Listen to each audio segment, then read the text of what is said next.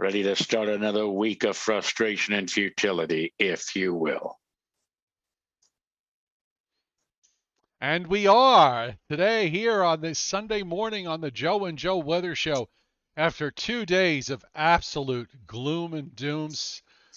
Some days, well, we're in some places we're in number 3. We're going to talk about that the week ahead, and looks like we may actually dry out nicely over time. Happy Mother's Day to everybody, and welcome to the Joe and Joe Weather Show. Our colleague Joe Rayo is back after taking a few days doing library talks all over creation, and it's good to see you here. Nice to be back on Mother's Day. Yes, indeed. Happy Mother's Day to all maybe not moms out there. And as an annual event here on the Joe and Joe Show, I thought I would pass along my favorite Mother's Day story, which deals with my days in broadcasting, Joe. I'm not going to, as I usually do, I will not mention either the radio station or the specific name of the person who I'm making reference to, but I did at one time work for a radio station in the New York area whose father was very well-to-do, and because of that, his daughter, who was the program director, and by the way, she did not deserve that title. They did at one time have a very competent, very well-liked, well-known person as program director, but he didn't get along with the boss, so the boss got rid of him and brought in his daughter. And the daughter knew that, even though she knew nothing about radio, that she perfect to run the could job. Boss anybody. Perfect person to run the place. She could boss anybody around. Like, for example, one example. Here's a name I will mention. I consider a legend in broadcasting, Bill Ryan, who was on Channel 4, NBC News, when JFK, the word about JFK's assassination came down the pike.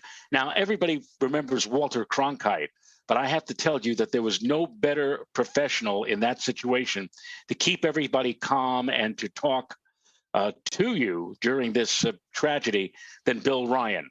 And Bill, eventually, after he left NBC, toward the end of his career, he ended up at this particular radio station I make mention of. And this woman, this young lady, much younger and much less experienced than Bill, used to boss Bill around and, say something to the effect like, well, Bill, if you don't follow my rules, I'm afraid I'm going to have to tell my father. I mean, she was that kind of a person. What could Bill do? Yeah, that was it. That was what she was all about. She did that to everybody, including yours truly. And in fact, she eventually cut yours truly from that radio station because yours truly did not agree with her on several facets of presentation. And but the reason why I mention this on Mother's Day is that because long after I had left, and she was still, I heard from the grapevine, she was still bossing people around the way she was, I decided that I'd have a little fun. So I went out and I bought a Mother's Day card, and I inscribed the card. I wrote it on the card, and then had a friend of mine from way out of town. I said, here, I know you're going to be out of town. When you get a chance, would you mail this Mother's Day card? And I mailed it to this woman who was the program director. And I'm sure that when she got it, and of course there was no return address and no idea who sent it, but when she opened it up, I wrote inside of the card, to the biggest mother of them all. Very good. Is she still with us Yes. in the industry? This Well, no, because the station, the daddy eventually sold the station to a Christian broadcasting company. But this station at one time was a well-known. Everybody knew about this station, and they even had T-shirts which said something about the radio station, and everybody wanted. If you have a T-shirt from this station back in the day, it's probably worth a lot of money. But the station now is owned by a Christian broadcasting company, and the father eventually married a very famous person, or semi-famous person, whose daughter was even more famous. And he's dead now. The mother is dead. I don't know what happened to the daughter. I don't know if she's still in radio. God help anybody who's associated with her now. But anyway, that's my Mother's Day story that I always bring up every year Well, here at Joe and Joe. yes. And happy Mother's Day to your mom. Happy Mother's Day to my mom and to everybody's mom out there. And They're still here. yeah, they still are. And we Yep. have, you know, we're kind of fighting it today, Joe. I'm just pulling up the Northeast satellite loop. Oh, before I even do that, let me just say really quick. For those of you who none of he's not on the chat board today, but he posted a couple of comments on the on the individual videos. You know what? If you need if you need Joe and I for two things, if you need Joe and I for emotional support, you're not going to get it. And B, uh, and B, um, yes, what we say magically comes true. Okay. Uh, our words are so powerful that if we say it's going to rain for 2 to 3 days, it will rain for 2 to 3 days. 2 to 3 days. And we relish in that negativity. Okay. We just enjoy it so much. And we have this, this sort of all consuming power that we have the ability to make it rain uh, as long as it rained for poor Noah, who, by the way, I never really understood how he dealt with the woodpecker problem, but that's another matter. So anyway, that's just Well, the termites. yes, or the termites. That's my little story. That's my little rant for this Sunday. Now, let's go. Oh, that's my. I don't know if you heard any beeping, but I'm preheating my oven to 350 degrees. I'm going to be baking a chocolate chip pecan. Believe it or not, Joe, not chocolate chip. I'm sorry, pecan potato chip cookies. Pecan potato chip cookie. Cookies. Yes. Okay. And All right. we we tried it yesterday and we discovered Renata would appreciate this. So I followed this recipe and they tasted good when they came out, but they they basically you would put the cookie in your hand, it would crumble into dust, and I couldn't understand why, as I followed the recipe perfectly. Well, I learned last night that you cannot use raw sugar, which I have, that sugar in the raw stuff. I have a big bag of it.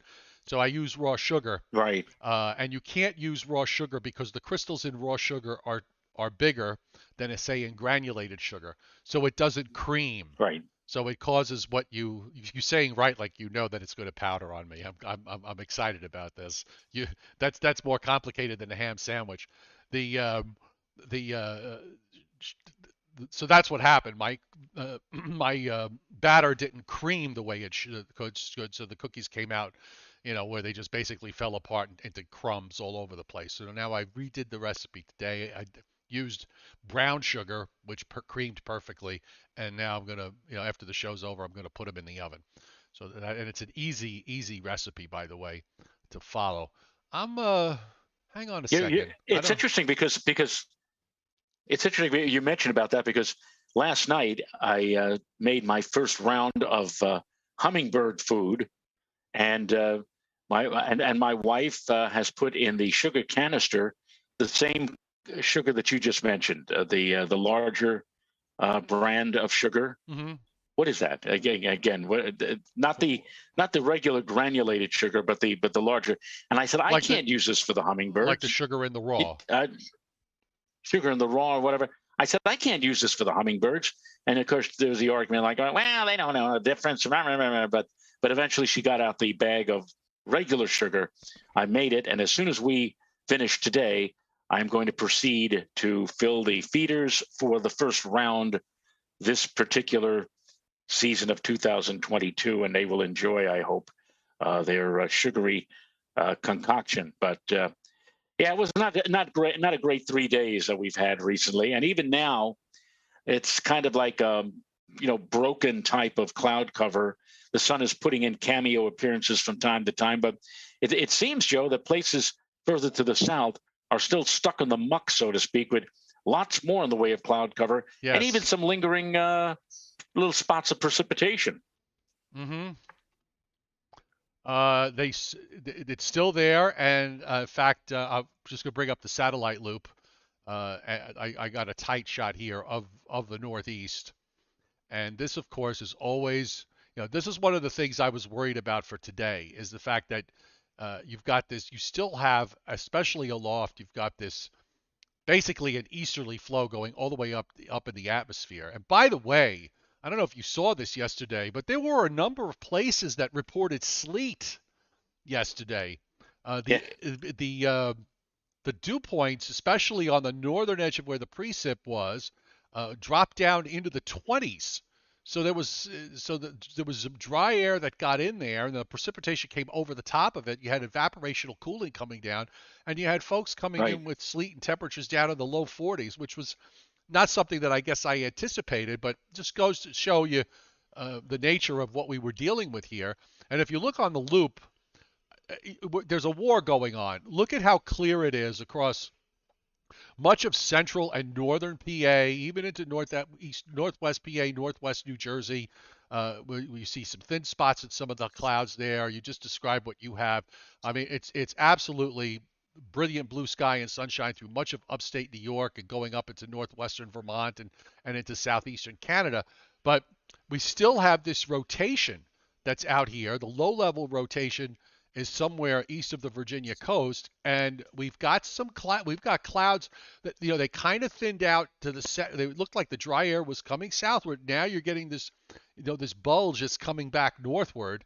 It's clouded back over Long Island, or it's about to cloud over back over on Long Island, and you could still see some of those clouds wind up pushing back north and west. So if you're north and west of New York City, it may not be that bad, but you're going to be very close to where that cloud line is. And then, of course, everywhere you go to Central and South Jersey and point south down into Virginia, down into North South Carolina, and down by me, in fact, we're just kind of sitting in a fairly solid overcast. And there's still some rain lurking about on the radar. In fact, there's I'm going to give this a quick refresh. And the there's a big patch of rain that's developed. It's just off. It's aloft in eastern half of Long Island that's backing westward now along the south shore, and it looks like if you follow, just sort of follow the way the counterclockwise motion is going on, you probably get some of that back into New Jersey in the next 3 or 4 hours. Just got to. The only thing that solves this problem, Joe, is time. And it's just going to take a while. We got to wait for the surface low to sink far enough south. We've got to wait for the upper low to sink far enough south in order to gain some genuine improvement. That might come tomorrow, I think, for everybody. But till that happens, you got to keep your eyes on the radar, the satellite, and the observations because it is going to be a struggle. It is. And this is something you do not want to see, especially this late in the season, Mother's Day. Although, again, Joe, what was it, 2 3 years ago? 2 years ago, I think, where we had snow reported on the 9th of May, Yes. even in the New York metropolitan area. So and it's been happening. We had that. Then last year, if you recall, we had a wrapped up closed system that brought a terrible stretch of weather for the Memorial Day weekend with temperatures barely cracking 50 and periods of light rain, drizzle. And I don't know what it is about the month of May. People used to look at the month of May and say, finally, it's May. It's the prelude to June and the summer season. I got to tell you something. At least in recent years, the month of May has, please pardon the expression, the month of May has Yeah. sucked weather-wise. It really has. It has not been the best. It has. It has been terrible. Yeah. Terrible. We've had. It seems as if the it's taking longer. It takes longer for it to get cold going into the winter months, and it takes longer for that cold to get out of the way in the spring months. And while it's trying to get Right. out of the way, this is when you wind up with big problems when you have these clashing air masses, particularly in a case like this where you've got blocking and you've got a cutoff low. The good news is, and okay, folks, remember that power that Joe and I have to basically speak words that become reality. That the blocking pattern is breaking down. We are going to see weather systems start to move a bit more on a regular basis from west to east, and that should be good. It doesn't mean it's not going to rain at some point again, but it's hard to see as long as everything is moving along at a regular rate. It would be hard to see how it could rain more than say one day at a time. But you never know what weather's going to bring you down the road anyhow. But there's your radar. And by the way, people who are complaining about how chilly it has been in recent days around here, I mean, yesterday, the day before, I mean, there were some places, struggling to make it out of the upper 40s. You just mentioned the sleet situation north of here. If you're complaining about that and you want to go on the other side of the spectrum, take a trip down to Texas, where yesterday we had the following high temperatures. Childress, Texas, 101, Lubbock, 102, Abilene, 107, Midland, 103, San Angelo, 107, Llano, 106, San Antonio, 101, College Station, relatively cool, 90 degrees, Dryden, 107, Del Rio, 107. So as ridiculous as the weather has been up here in terms of temperatures, you want to go to the other side of the page, you head on down to the Lone Star State, because even there, for this time of the year, those kind of temperatures are really crazy, absurd for the early half of May. Yeah, and the big problem down there in terms of the setup is that how ridiculously dry it has become in the Southwest. You notice on the watches and warnings map, we've got red flag warnings all over the place from Nevada, southeastern California, across Arizona. It's also coupled with a lot of high wind warnings. New Mexico, much of southern Colorado, West Texas, a few heat advisories showing up in the orange that you see in some of the counties in central southwest Texas and also in parts of southeast Texas. Contrast that to a couple of winter weather advisories in the northern Rockies and in northern Utah. And we even have winter storm warnings up right now, Joe, in northeastern California, which is part of the issue in terms of the setup, a trough off the west coast or along the west coast and a ridge that's just inland of there. And in fact, I'm just kind of pulling up, these are all obviously elevation areas out there in California, not happening at the coast. It's mostly above 2,500 feet I'm looking at northeastern Mendocino interior. Heavy snow above 2,500 feet with additional snow accumulations of 6 inches, so they probably got a ton of it before. In places like Del Norte interior, northern Trinity, additional snow accumulations there above 2,500 feet of up to 7 inches. And from Eureka, California, Eureka! My garbage pail is full. There, heavy snow, Yes. 2,500 feet, 7 inches, additional snow amounts of 7 inches there.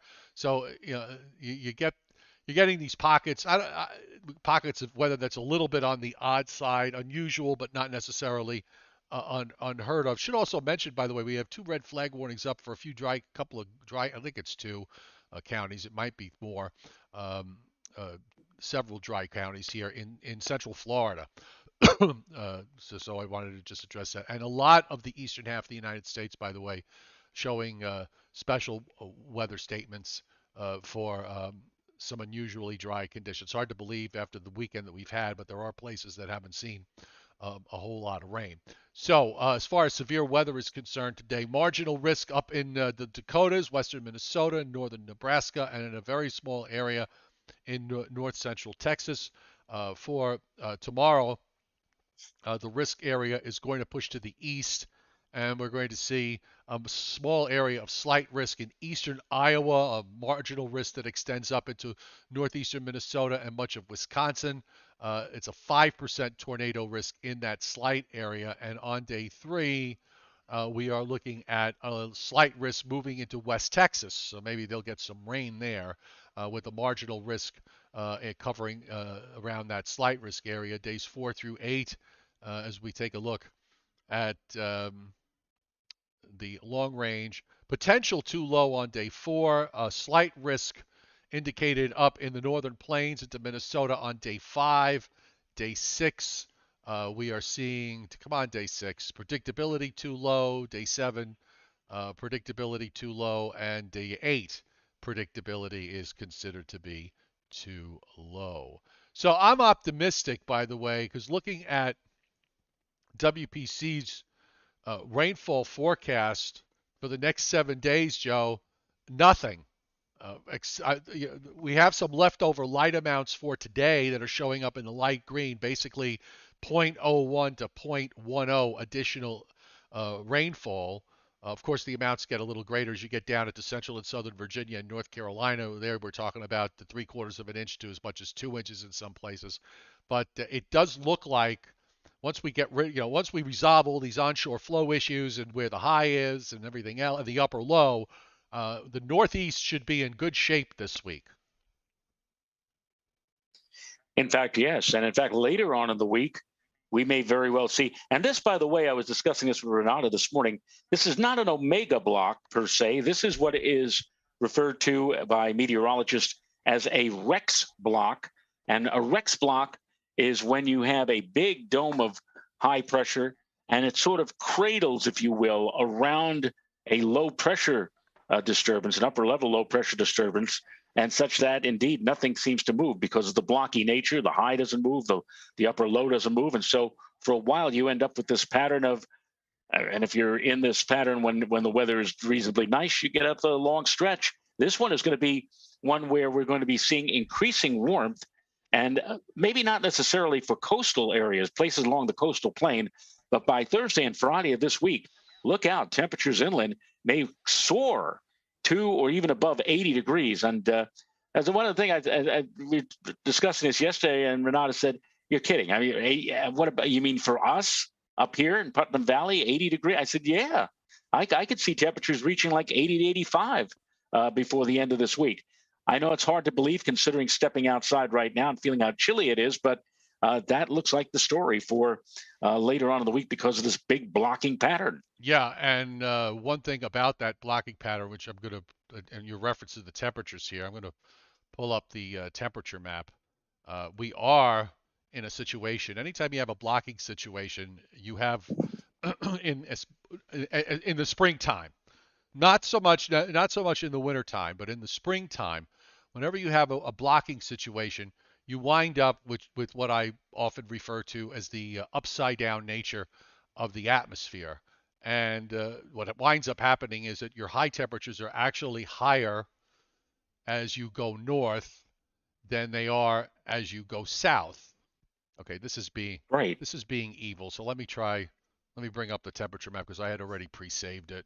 And this another example I said earlier about how sometimes how crappy the month of May has been in recent years. There's another thing that we've been seeing in recent years is just what you said, where the temperatures are warmer as you head to the north, an upside down pattern, as opposed to where you would expect the warm temperatures to be to the south. We had that case, was it about a year or two ago, where we're sitting here with temperatures struggling to make it much above, out of the mid 60s, and meanwhile Montreal, Fort Kent, Caribou up in Maine or whatever like that, these northern areas are soaring into the mid and upper 90s.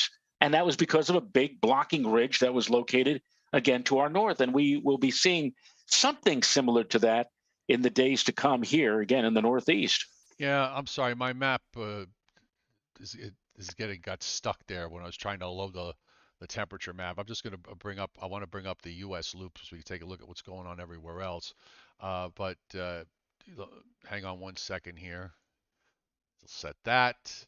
So let me go to that high temperature map. So this is just for Friday, for example, where if you look in central Pennsylvania, New York City, points south and west, temperatures being forecast to top out in the mid to upper 70s. But then you start to go north up the Hudson Valley and you see low 80s. You see low 80s in northern Connecticut. You see middle 80s across Massachusetts, like in Springfield, Worcester. Higher there is forecast of 84, Springfield 85. And you go up into western New York, Binghamton. I mean, relative to the elevation there to everybody else, they're more 79. 80, if they bring it down to sea level, that probably be more like 86 or 7. 84 further west as you cross southern New York, the southern New York counties. I was hoping to kind of show places further north, but this darn map is stuck for some godforsaken reason.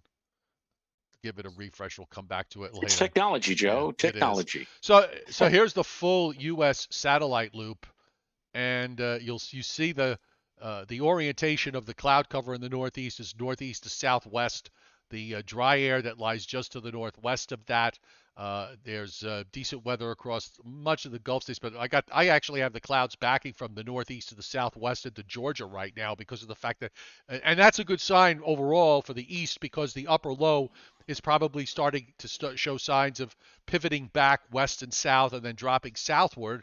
It will probably not be a good idea, a good development for, say, the Carolinas and into Virginia because it's going to take a lot longer for that stuff to get out of the way. You see the breakout of precip in the northern plains with the next weather system trying to move eastward and not having much success. And in the west, with regards to what we pointed out going on in California, you've got this big curl there, nice rotation with a storm coming in off the west coast and pushing its way eastward. So looking at the upper air going forward, the important thing is is the breaking down of this blocking pattern, and we are beginning to see that. If we, I'm just going to roll back to before Friday, and you'll notice this upper low getting shoved underneath a developing storm that's east of Newfoundland. It can't move. It couldn't move east or northeast because of what's going on to the northeast of there. So as a result, the upper low dropped to the south, moved across the central Appalachians, sitting right now off the coast this afternoon, probably centered just east of the Delmarva Peninsula. We still got one of those little height lines there that you see. Think of it like an isobar in the upper atmosphere is showing, an easterly wind up at 18,000 feet. And that's problematic in terms of trying to get that dry air of the north to come south. You got to get that low to push further south. And meanwhile, in the west, you see the upper low that's coming into Oregon and into Northern California, causing what's going on over in the west. Meanwhile, as we go through this week, the upper low does make a big move southward on Monday. It drops off the North Carolina coast and then just kind of rotates there and then drops even further to east of the Florida coast and then just sits there. So meanwhile, we finally get the ridge that's building from Texas into eastern Canada to just sort of cradle that upper low all the way around. And that should really push the improvement button, particularly Wednesday on.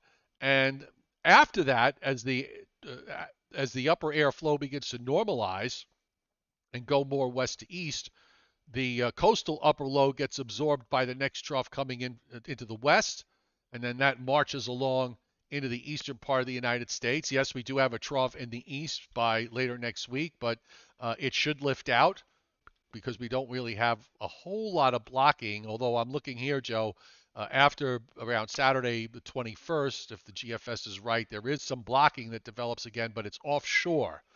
And that's good because we may actually wind up in a sweet spot of a ridge as we head toward the latter days of the month of May. So keep our fingers crossed on that if you want warm weather to be front and center of the headlines and not all this negativity that you and I have been spreading like uncontrollably like head lice. Well, Chuck Cardillo just on the chat board talking with Renata saying my wife and I are opposites. She likes the heat. He likes the cold. He said our car has two controls. My side of the car, I have it set for 62. And it's the same thing with my SUV. And her side of the car is set for 74. Of course, there was one of my friends, Sam Storch, when with his wife, his ex-wife now actually, Jeannie, he said when they got into the car, he would, and let's say it was a very hot day, they'd get in the car, start the car up, and Sam would say to Jeannie, "Okay, what do you want?" There were two controls on the air conditioning. There was Norm and Max, and Jeannie would say, he says, "Well, I like Norm, but ooh, that Max." Oh God. Oh brother. Oh, Lord. But With all that temperature differentiation, you could get a little mixing. There might be a gale that blows, or maybe the warm air will lift up, or perhaps you develop an inversion in your car. correct. Or maybe you'd even have a miniature squall line in between the bucket seats or whatever, right? Yes. By the way, going back to that high temperature map, we were talking about the upside down nature of the atmosphere. This again is the high temperature forecast for Friday.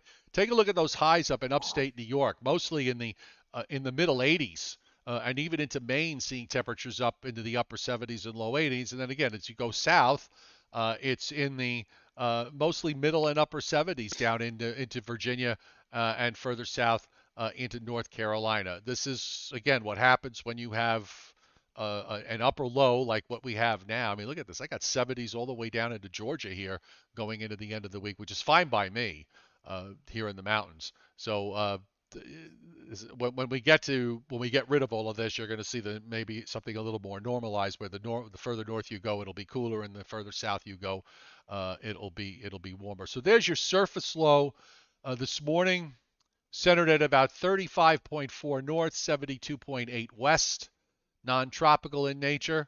And the rotation today, because the low really doesn't move very much, is showing why we're getting the clouds, and the cloud wall is just northwest of the coast, and these patches of rain that are right near the coast. But that low drops southward, and then it's really all about the high.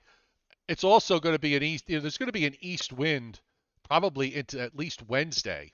So that's going to hold the temperatures down somewhat. They would warm up faster in the sunshine were it not for that wind direction. The surface low eventually moves southwestward toward Florida and just gets lost. But you see it's mostly dry in the east. I don't know, there's a low near Jacksonville Friday morning with an inverted trough up the coast, and the GFS generates a little bit of very light precip just offshore. I mean, that could be real. It might not be real. There might even be just an arm of clouds that comes in during the night and early morning hours. And that's something I think we probably have to look out for. And then just dissipates once we get into the day side. And I think that's what the implication is. And then as we go into next weekend, it looks dry into Sunday before we get this next weather system in the west. The low that you see there in southern Missouri, and just sort of this big arm of showers that moves up the coast next Sunday. If that's real or not, we don't know. And then it just sort of marches along. It takes a couple of days to get through. Doesn't, just a couple of showers on given days. Maybe, we get one of these situations where we might see a thunderstorm or two. And then after that, we'll dry out. Doesn't look like we have any, blockiness to worry about. Again, through the end of this forecast period. But I wouldn't be at all surprised, by the way, if we wind up seeing the blocky pattern show up again between now and the middle of June. It would not shock me. Oh no, because you see, when you get in these kind of patterns, it's almost like even after you get out of it, that there's some, how can I say, like an invisible hole in the atmosphere. Muscle memory. And all you have to have is another system, and it doesn't even have to be a significant system, but another, let's say, low pressure system that's moving across the country, and it reaches that part of the U.S. where the invisible hole is, and it falls into it, and all of a sudden, ba-boom, you've got the same pattern once again manifesting itself. And I agree, Joe. I think we probably will see another round of blockiness between now and again by the middle part of June. By the way, next weekend, it looks like it's going to be dry here, high and dry. Once we get out of this pattern, beginning like later tomorrow through Tuesday, Wednesday, Thursday, and of course increasing temperatures. We have that east wind keeping it cool along the coast, but dry weather for much of this upcoming week. But now we get into next weekend, and that upper low kind of it goes all the way down to like Florida, and then it starts to begin to march back northward again. But as it does so, it's opening up and kind of weakening, but still all the moisture that was associated with it also begins to flow northward. And so we start seeing more in the way of cloudiness Saturday and Sunday, and maybe not necessarily something that's going to be ongoing, but more diurnally connected as we get into the afternoon hours of Saturday. And again, in the afternoon hours of Sunday, we may begin to see the effect, the percolating effect of showers popping here and there. You mentioned maybe a thunderstorm or two, and that'll be that kind of a pattern where during the daylight hours or during the afternoon hours of Saturday and Sunday, what you're going to see is basically clouds building, convective clouds, showers here and there, and then under the cool of night, these showers and clouds kind of shrink a little bit and go away some. But it looks like that'll be our next chance after today of any shower activity. Will be again perfect timing, right, ladies and gentlemen? Next weekend.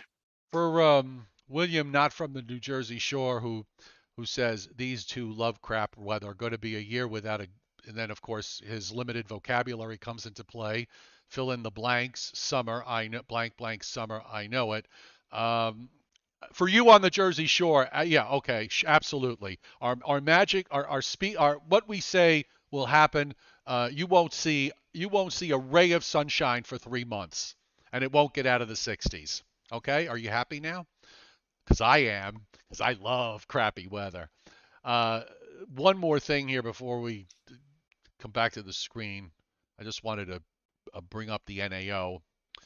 By the way, I said this before and I'll say it again. I do love how they redid the maps. They're much better on the they're much better looking and much easier to read and to blow up on the screen from CPC. So many thanks for making that particular adjustment. But just taking a look at the NAO going forward, and of course right now we're seeing the NAO rising from where it is at the moment, which is right on neutral, and you would expect that with the block starting to break down. So the NAO goes to a +1, which is nothing to write home about, but it's better than having it -1. And once again, and I'm watching this all week and now through the weekend, Joe. The model, the black line is the mean line, which comes back to about the neutral line and stays slightly positive. But it looks like you have about half the members that want to go positive on the NAO in a bigger way, and you have half the members on the NAO wanting to go negative in a bigger way. So the models seem to be struggling with everything that's going on in the atmosphere, and it sort of makes sense that it would, because we're at a time of year where the flow in the wintertime is oftentimes dictated by maybe one or two very strong upper lows, and you get the screaming jets that go west to east or northwest to southeast or north to south or south to north or whatever, or in the west case of the west coast sometimes north to south. But this time of year, when you start to have a lot of upper lows running around all over the place, the models all tend to get a little bit dicey in terms of how they handle the longer term, because each one is sort of keying on a different system, doing something different, which impacts everything down ahead of it and everything behind it. Just as it, I said with Renata last week on the air, spring is to me has always been not only the worst time of year, but it's also the toughest time of year to forecast. It just is. Yeah, yeah, no question. I mean, what are you going to do when you get into a blocking pattern? You just have to say, well, we just have to wait until the block unblocks. And when is that going to be? You look at the models. One model says it's going to unblock this date. Another one says this date or whatever. And that's why what you just saw with the graph there, you got half the models going up and you got the other half going down. And it makes for a tough forecast overall. William, not from the New Jersey shore, is upset because he had to postpone a large barbecue and ruined my weekend. William, two things. That's a first world problem. Okay. Second thing is, you didn't invite me. You didn't invite Joe. See, unless we have a vested interest in your barbecue, okay, it's going to pour. It's going to be miserable. So just remember that for next time. And that's all there is to it. Oh dear! If we only had that ability of being able to just wave our arms and cause the skies to open up or to cloud over or whatever like that. But we're, as we have always said, like on Bewitched, we could be warlocks. Yes. Okay, yes. So I wasn't particularly. On Bewitched, I did not particularly like when Maurice Evans made the occasional appearance on Bewitched. As her father. I've not. the father. Oh, Yes, but we all, and he also had a short. He was very short. He was short-tempered. yes. You didn't want to get him on the show. You didn't want to get him angry, or else he'd get really, really not like. And in that case, you had Andorra, who was not exactly a walk in the park herself or whatever. Even Andorra would get like, "Ooh, Maurice, don't." Yes. Well, I think he was a little more as powerful as Andorra was. I think more he was Maurice Evans' character. I forgot his name. I forgot his first name. It was Oh, Maurice. Maurice. It was Yes. Maurice. Yeah. Um, the I think he was a little bit more powerful. Of course, we all loved Uncle Arthur. Yes. Oh well, Uncle Arthur When he would was show somebody. when he would show up in a bowl of soup. Yeah. And he only appeared. A lot of people think Paul Lynde was on that show constantly. He only appeared in, I think, 18 episodes of Bewitched over the whole 4 or 5 year run. But he was so dynamic. He was such a memorable character whenever he did appear. Yes. Whoops. I don't know how we got into. This whole thing with Bewitched, but I'm just typing. there you go. I'm just typing the recipe for my potato chip, my pecan potato chip cookies. So it's a half a cup of crushed pecans and a half a cup of crushed potato chips. 1/2 a cup of softened butter, so that would be 2 sticks of butter. And then you want, after that, a teaspoon of vanilla. Okay. Oh, I spelled flour. I'm sorry. Flour is Flour and not Flower. I was typing. This is what happens when happens when a guy tries to multitask. So a teaspoon of blend it all together with 2 cups of flour. I have to correct my spelling here. 2 cups of flour. So you blend it all together and you bake it in. Make your cookies. Roll them up into balls, press them down, and you then put them in a 350-degree oven for between 10 and 15 minutes, and you're done. It's pretty easy, and it's great comfort food on an ugly weather day. Did you say you were going to correct yourself? I know, I typed it wrong again. You typed it again. There you go. 2 cups of flour. Shows you where my head is. I've been up since 5 a.m. So it shows you where my head is at. So there you are. So I think that pretty much sums it up. There's not a whole lot. We're getting every day. We're one day closer. A week from today, we're going to start with the tropical weather outlooks from the Hurricane Center, and we'll see if something pops up between now and the end of May. And you're right, William. I'll give you that. You are right about that. I'm too focused on Wordle, which I got 2 days in a row, Friday and Saturday on Wordle. I got it on the second. With one letter, by the way, with one letter showing, I got the word on the second try both times, which was crazy. And then this morning, on my other game that I play, Wordy, which is the same game, it's just called Wordy instead of Wordle. I got one letter, which was the third letter was a letter A, and the rest of them were not good letters. And I just said, "Oh, what the hell?" I saw the letters that came up. I said, "Oh, what the hell? Let me try the word phase, Phase, and you know what? It came out. It was amazing. I just randomly pulled a 5-letter the hundreds upon hundreds of 5-letter words, and I managed to pull that out at random. I should have been so lucky yesterday when I put my $20 on the Derby and didn't win. So anyway, now hold on for a second. Hold on. Now you mentioned the Derby. I want to ask you a question about the Derby yesterday with Rich 80-1 Rich Strike. That was a brilliant ride, and that was an absolutely brilliant ride by the jockey. They showed like an overhead view of the race. Yes. I mean, this horse was way back over here, and all of a sudden it was like he was cutting in and out at like a high speed, and just overtook everybody to win the race. Now, I never saw this before. You, of course, like to go to, horse races or to Yeah, handicap or do this sort of thing. I'm I a never saw degenerate gambler. You could say that. I never saw a winning horse, actually attempt to bite. Yes. The horse that's like right next to him or whatever like Well, that after they win. that happened last year during the race, where the two horses were coming down the stretch. I forgot the two horses that were involved in this, where the outside horse was gaining on the inside horse and about to pass him, and instead of passing him, he went. There's still, they still had a 16th of a mile to go to the finish line, and the outside horse turned in and started taking big bites out of the horse that was in the lead. That was odd. Yeah, you know what? Like as I said, uh, the jockey did a brilliant ride, an absolutely brilliant ride. He, by cutting him in and out, he got him on the rail.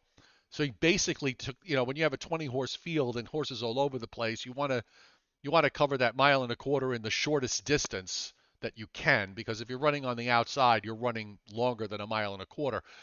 So he got him on the inside, and it's, horses don't come up on the rail as closers. Horses usually don't close coming in from the inside like that, particularly when the rail is next to them. But this horse to me just seemed like he was absolutely determined to finish first. You could see it. And of course, he just ran the race of his life. The adrenaline in the horse must have been flowing so much that he just got nasty with the pony rider. I was a little surprised that the guy handling Yeah. the guy on the pony, I don't know why he just didn't let the horse go. The jockey still had him Right. on his reins. I don't know why, just to keep him from, because obviously the horse was bothered by something. But it was a great race, and I don't know that Rich Strike should have been 80-1. He's out of Smart Strike, who's a very good horse. Uh, but I guess sometimes you show up with a resume that is not the best best of the bunch, and you get that one day where you run the race of your life, and maybe that's what that horse did yesterday, or maybe he was just improving and he was really that good all along. So Now, number one, thank you to Leon Probitsky for hitting super chats this morning. And number two, I said to Renata after the race, I said, well, that pretty much cans any chance for a Triple Crown winner this year. I mean, do we actually believe that Rich Strike could win the Preakness and the Belmont as well? I don't think so. This was like a shot in the dark, once in a lifetime thing. So I'm expecting fully that, another horse, maybe one of the favorites will well, win. there'll be there. Will win the There's also Preakness. going to be other horses that didn't run in this race that are waiting for the that are pointing to the Preakness and the Belmont. The Belmont, of course, being the marathon mile and a half that it is. Um, you know, uh, there aren't a lot of horses that can do that. That can excel at that mile and a half, because they're not. And European horses are bred for to run distances. They run all day long. If you ever watch European races, they run these, they run these 2 and 3 mile marathons, which I enjoy actually. But Americans are fixated on speed, and so you get a lot of sprint races. So they bred the distance genes out of a lot of these horses, so they're great at up to a mile or up to a mile or so, and then beyond that, you don't have that. It becomes a little more difficult to get the horses to run and win at the mile and a quarter, or even a mile and an eighth. But Right. definitely at a mile and a quarter and beyond. So I've always wished that that's why I like the grass races, because when they run on the grass, they run at these, they run at longer distances, and it's they basically lope along until they get to the far turn, going into the turn to the last run into the stretch, and then they all just there's like a cavalry charge, and you get some weird Right. you get some very strange finishes in those kind of races. So anyway, that is my analysis of the Kentucky Derby. In 2 weeks, we go to Maryland for the Preakness. Maryland, I know it's Maryland, Pimlico. to Pimlico. And Pimlico. 3 weeks Yes. after that, with a come to New York for the Belmont Stakes. So anyway, that's it. Yeah, those exactas by the exotic bets yesterday paid absolutely off the wall numbers. I think the exacta was like $2,000 or something. So And I said before the race when they were showing the list of horses and they're showing the odds or whatever, when I see 80 to 1, I said, yeah, let's put our money down on that horse. And I said afterwards, I said, geez, if we had put 100,000 on that horse, we'd have what? At 80 to 1 odds, we'd have like $8 million or well, something. Is that possible? if you put $100,000 on that horse, it would not have gone off at 80 to 1. Although the betting pools were large, the betting Right. pool is dictated by how much money is bet on each horse. So when you get on a regular day, okay, when if you watch the tote board, and they'll tell you how much money is being bet on win, place, and show, and they're small amounts. They're in the thousands. Maybe they get up into the five digits sometimes. But oftentimes you'll watch the tote board, and suddenly somebody would have put down, say, a bet of several $1,000s or more, and you'll see a horse that was maybe 10 to 1 all of a sudden drop down to 4 to 1 because of the fact Right. that he put down all that money. So I think you would have moved, though. If somebody put 100 grand on that horse would not, that 80 to 1 would not have happened. I don't know exactly what it would drop down to, but I think it would have dropped down to a relatively significant amount. Yeah. Oh, well, Uh, which is why I've only I been to. being a former racehorse owner, okay, and I actually have some pictures from when I was in the winner's circle with a couple of horses that I had. One one at Monmouth Park, and another one uh, in Charlestown in West Virginia. And then there were a couple of times where I had horses win where I wasn't there to take the picture. That's the most exciting part as a partial owner, that you get to go, you know, you get to take uh, a picture at the winner's circle. That's I remember when it happened to me for the first time, I was on a high for the rest of the day. It was just the most amazing feeling. So I can't even imagine what it must feel like if you're a horse owner that wins a big stakes race, or if you really get to the top of the game, if when you win something like the Derby or the Preakness or the Belmont or a Breeders' Cup race. That's got to be amazing. That has to feel amazing. A long time ago at Aqueduct. I'm talking about the late 70s or early 80s. There was actually a horse. I was told it was a beautiful black horse named Joe Rayo. Oh, Never got a chance to see the horse actually really? run, but yeah, I don't know why there was a Joe Rayo horse, but there he was for a short Well, while. there's a funny story about horse names, um, but this happens, especially in New York. The horse racing, the history of horse racing is very elitist. Okay, and you have these really super rich people that basically light their fireplaces with $100 bills on a um, uh, you know that they just and they don't necessarily live in the real world, if you understand what I mean. So what happened? So Right. there's been so when you name a horse, you you have to submit the name, and the name has to be approved.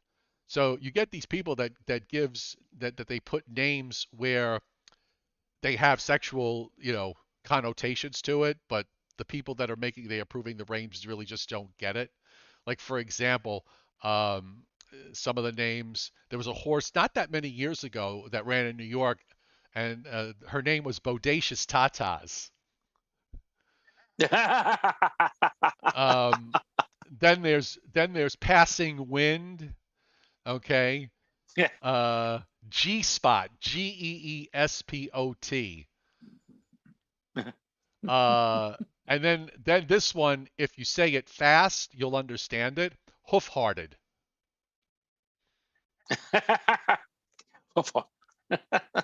Uh, Or girdle in the right, stretch. girdle in the stretch.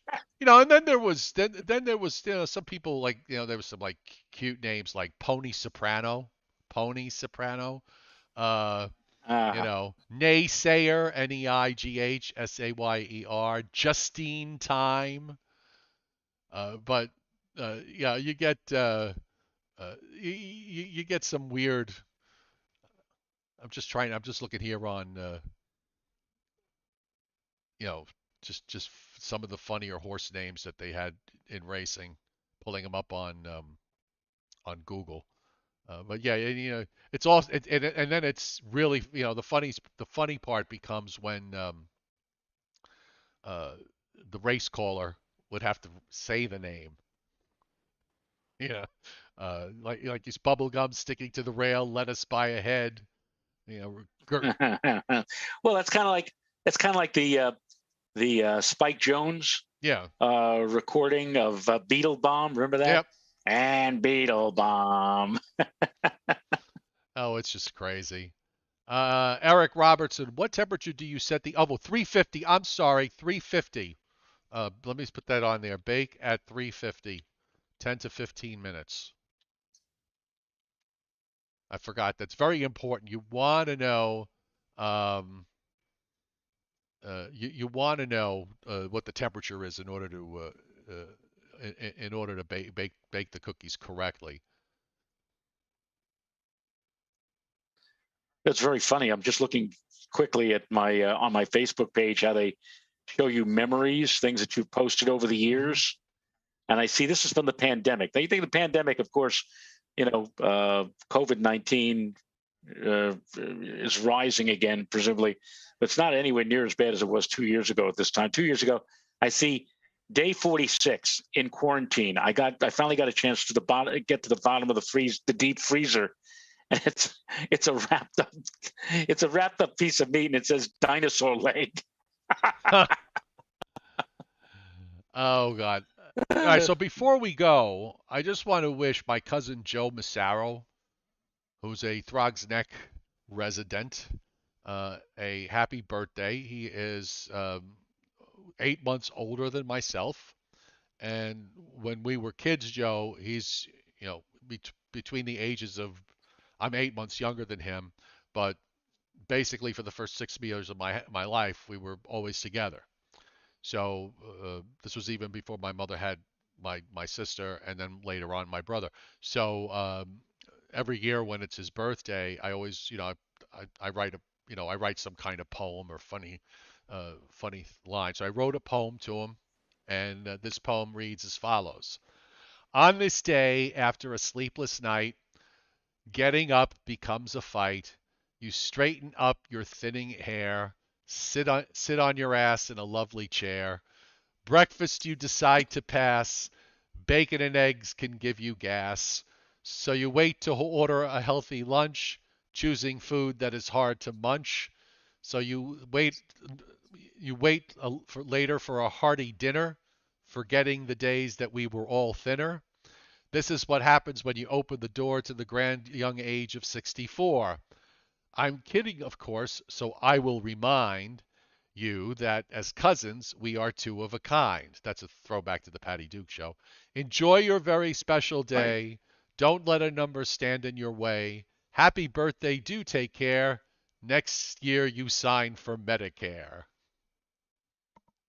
Yes. Exactly. So Yes. happy birthday And to Joe. I know the feeling. And to all of you who are also going to be on Medicare, let's say in the next year or so, the fun begins not when you get to Medicare or get to 65. The fun begins about 3 to 4 months before, when you're besieged by all of the insurance carriers who are begging you to please take their particular form of insurance when you sign on to Medicare, and also, Part A, Part B, Part C, and you go to bed with visions of Joe Namath. Hey, folks, are you on Or Medicare? Jimmy, If you call this number or Jimmy now, Walker. you know, Yes, the ones with Jade. or Jimmy Yeah, Walker. Oh too God! funny. And you say to yourself, my God, you think about J.J. Walker, you think about Joe Namath and Bachelors 3, and Namath with all the women who were surrounding him when he was a big football star. Now here we are, all of a sudden, you're in your 60s, and these guys are talking about Medicare. Yeah. Uh, All right. So look, I have guests coming for the next couple of days. So there will be no Joe and Joe show tomorrow night. Okay. oh, Okay. I well, forgot to tell you before we went on the air. So no Joe and Joe show for tomorrow night, but we will maybe do one on Tuesday. I'll let you know about Tuesday. But more if not, then we will well, definitely be back on Wednesday. But you got schedule issues this week as well. yes, let's see. Tomorrow night it is the Schenectady County Library. So, but that doesn't matter. It's at 6 o'clock. So we could have done the show tomorrow night at 7:30 regular time, but since we're not doing it, it's bleh. Tuesday it's Sachem Library, Oh, and if we do that, and I, if I, I I do used to that, live right. that I means we'd used have to to do live the. right around the corner from them, from the Sachem. Well, why Uh, didn't you go and no, I used to live right around the corner. register for No, that? I'm not. 8 to 8:30 then it would be our Joe and Joe if you care to do one on Tuesday, and then Wednesday it's Washington Township, and Thursday it's Jericho, and Friday it's North Castle, Eastchester, West Harrison. Now all these talks I'm giving this week, by the way, is about the event coming up next Sunday night, the total eclipse of the moon, which will be visible across the country. Naturally, of course, the weather is going to be for for this part of the country. So, I mean, I'm not saying that we're not going to see it, but maybe there's a chance the clouds will break from time to time, so that we will be able to see views of it. I'm not sure, but we'll maybe have a better idea about that as we progress through the course of the week. Blah blah blah blah All blah. right. So everybody, so we'll either see you next. We'll see you on Tuesday or on Wednesday. Just wait for your notifications when you get them, and you'll know. And meanwhile, enjoy the rest of your Sunday and your Mother's Day. Joe, have a good rest of your day. Happy Mother's Day to Renata, and we'll see you maybe Tuesday. We'll see. Okay, we can use, and my thought for the day, we can use the rain, but did you ever try to build a rain man? Bye, Joe. Bye.